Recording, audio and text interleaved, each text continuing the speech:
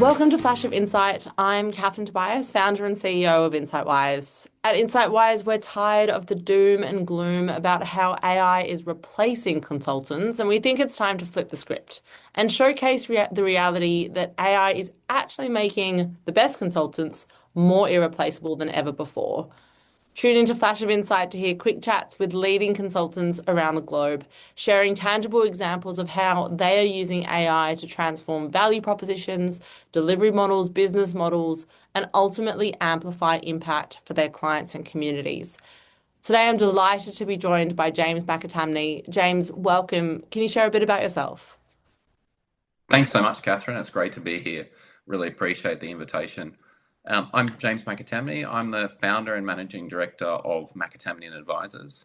We're a commercial advisory business based in Australia but working globally. We structure our business across three broad areas. So we have an advisory services area, working with clients, all shapes and sizes across industries. We also have then an emerging products division. We're soon going to be launching one of our flagship products, which will be a subscription-based commercial advisory service specifically designed for small, medium businesses in Australia. And then there's a product roadmap behind that where we're looking to launch additional products down the track. The third area then is, we call it ventures. So that's where we've got some really specialized partnerships with other players in the market where we think with our expertise and capability combined with theirs, that we can deliver distinct value for our clients. And those ventures then feed back into different parts of our business. So that's our main business. That's fascinating, and I'm really keen to explore with you how we've mentioned on previous episodes around how the previously pretty traditional boundary between strategy and implementation has been really concrete. And from what you've just described, that boundary is certainly much more blurred, and how you're working with clients is really right across that life cycle from strategy through to implementation, whether it's yourselves or through partnerships. So I would love to hear a little bit more about that. But I guess, we're really interested in some sort of tangible examples where AI is amplify your impact and ultimately making you irreplaceable to your clients. Well, and it's a great topic, and just at the outset, I totally agree. There's a lot of doom and gloom. I also think there's a lot of unbridled optimism, and I think, like most things, the answer is somewhere in the middle, and it looks different depending on what the issue or the topic is. A few things, and this is by no means exhaustive, but I do think consulting, it's easy to not keep up with your continuing professional development. Unlike other professions, there's not necessarily as stringent requirements or standards around what you should be doing or what you have to do. There's lots of different things that you can engage in. And I think if I reflect back on all my time in consulting, I think the AI and broader tech piece is really forcing, frankly, our profession to look at how we work, what we're doing, where's the most value that we can add to a client engagement. And obviously that starts from looking at where there's manual work and things that AI is already helping with, in some cases totally replacing, but in a lot of cases it can't replace at all. You've still got to have the human element. But I think it also is forcing a really interesting piece around where we're building our own skill set, and whether that be dabbling in some coding. I was just over in the AI4 conference in Las Vegas and did an introductory coding course, not because I'm about to be a coder, but because it gives you a bit more of an insight and perspective about what's under the hood, and how these sorts of things work. Also, how much easier it is to be able to access and sandbox and play around with different solutions and products that are out there, and to be able to use a coding assistant to be able to help develop a little proof of concept or something. It's really changing and removing the barriers in a lot of ways to being able to test stuff out really rapidly. So that's just one example, but I think the CPD type piece and forcing consultants to look at, well, how are we keeping our skills relevant? That's, as I said before, that's not all about the tech side, There's a whole raft of things, but I think all that's got to come together to go, well, how do we keep making sure we're delivering value for clients? Um, I think to that piece as well, uh, the sort of problem definition piece, to put it that way. Um, the AI can and the various tools that are out there can already do a lot, and it's pretty impressive when you get the prompts really accurate, really specific, where you get your context set properly, all of that sort of stuff. It can already do a whole lot. Um, Consulting is still fundamentally a time-based business. So if that's cutting the time to be able to deliver something with what both the AI can do, plus then the human adding the depth and the nuance and thinking strategically about what it all means, that puts the onus fundamentally, I think, back on the consultant to go, well, how can I add value in a different way? The problem definition piece for me is critical to that because it's garbage in, garbage out. And I think, again, it's a good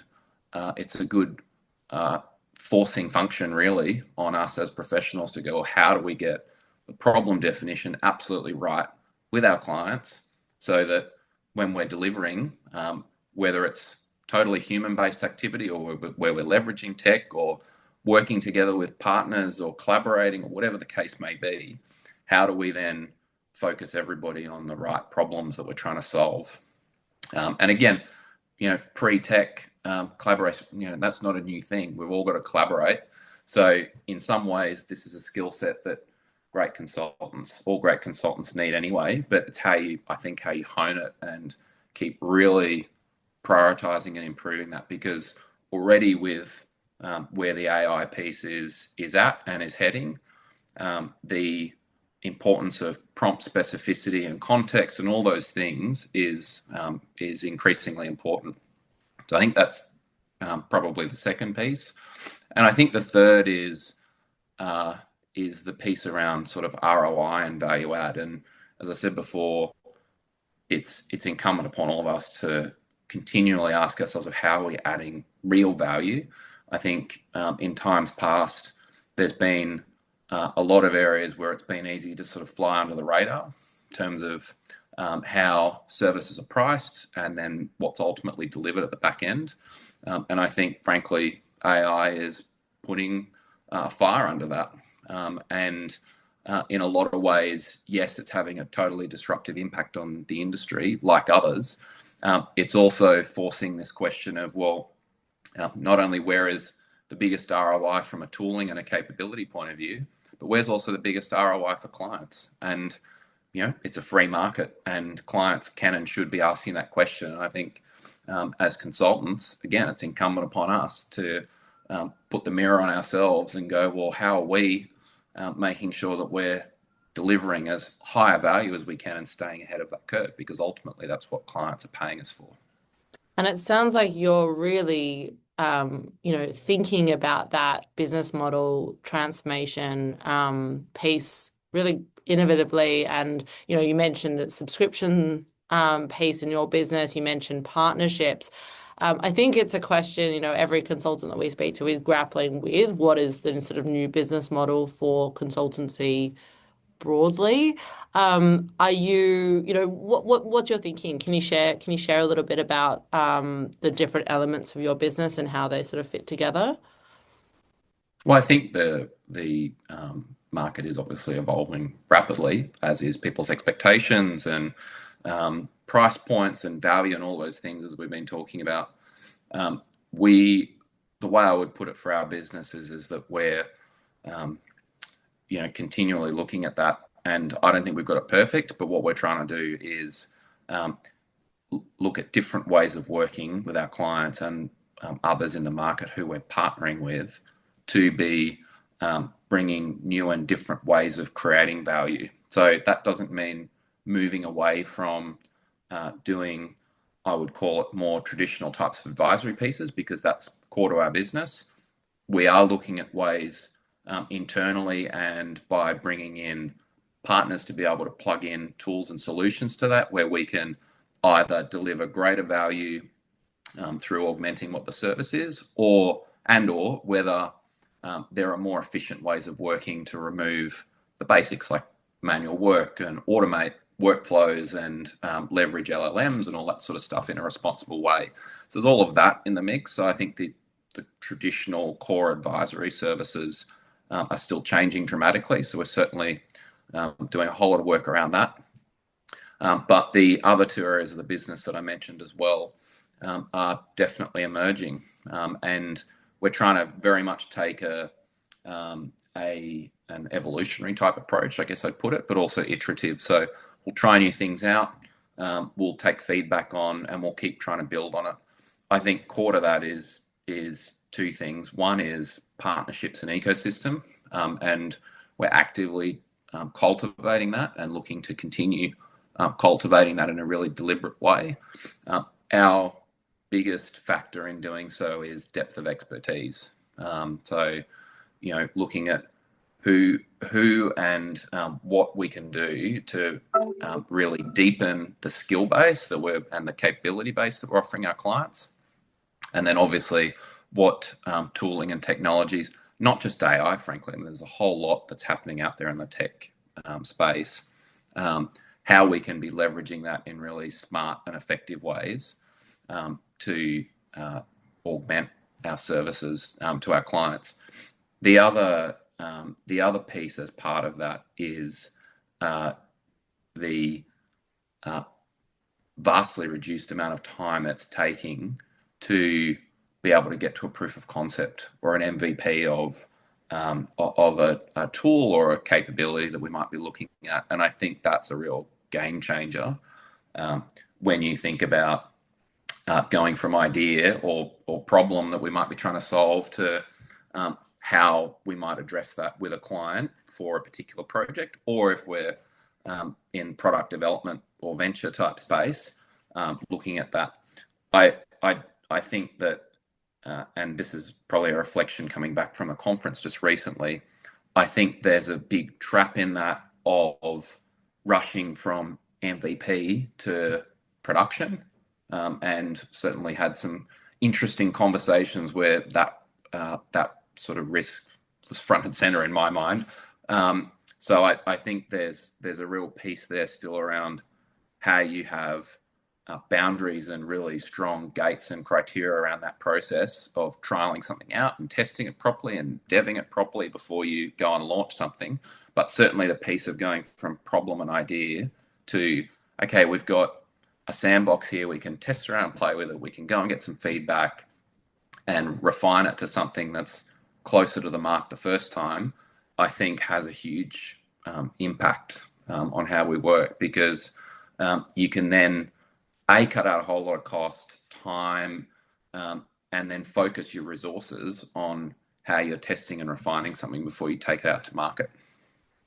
Fascinating. And I think, what you've said about that curated ecosystem, that all comes back to the relationship and your position as a trusted advisor, the depth of experience, expertise that you bring in the industries that you work with and the clients that you work with. And I think, you sort of being that, and your business being that orchestrator, if you like, of that sort of curated ecosystem, is where you just deliver so much value. But it does still rely on those fundamental relationships and that fundamental trust that your clients have in you and your business. Look, finally, you've touched on so many really fascinating ways that the industry is evolving. But what excites you most? Where do you think we're heading in terms of the consulting industry? What excites me most, rather, is the new and different problems that I think we can solve, and also the much broader array of people and organisations who you might work with to solve that. Like I said before, there's very much still a core advisory piece there of projects and all of that sort of stuff. But even those, we're seeing and working with people who and sort of types of organisations that I haven't worked with before, and I would have never have, in some ways, thought that I'd be working with. So I think that to me is quite exciting. And I think, just to pick up an earlier point you made around the sort of grey area between roles and what core business is. I do think that core business is still consulting and advisory, but I think there's a much greater overlap and fungibility between different partners and different organizations, how they work together to deliver a service. And I think that that piece of passing the baton from one to the other and how and what that connection looks like is fundamental. And by that, I don't mean that we're suddenly a tech business, because we're not, and I'm not a tech expert by any means, but having enough knowledge and language to have those conversations and know when to bring in those partners, but also um, being able to go a little bit further outside the traditional lines to then hand something that's more developed or more thought through to a partner as part of an exercise, whether it be a client engagement or product development or whatever it might be. That's where I think there's also some really interesting stuff. So that's probably the bit that excites me the most. Thank you, James. That is fantastic, and I really appreciate you sharing some really considered, thoughtful insights. And I'm excited about what you're experimenting. I think you're really at the sort of cutting edge of thinking around the way that you deliver impact, and then the kinds of sort of infrastructure in terms of business models, in terms of operating models that you can be working with and collaborating with partners, and then ultimately with your clients. So really looking forward to watching your trajectory and your journey. Be sure to catch the next episode of Flash of Insight and join our community. We'll be speaking with lots of other consultants over the coming weeks, just like James, across the globe, and building the future of consulting together. Thanks very much.